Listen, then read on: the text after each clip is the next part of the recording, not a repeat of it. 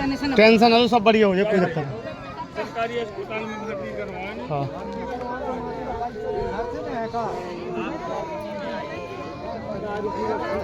चलो बच गए कश्मीर के।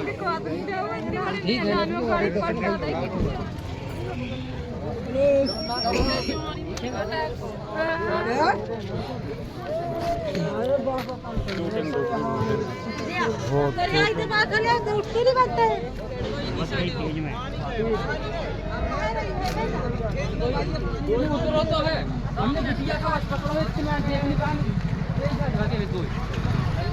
पैसा ले बिटिया का लेने लगे अपनी ना नहीं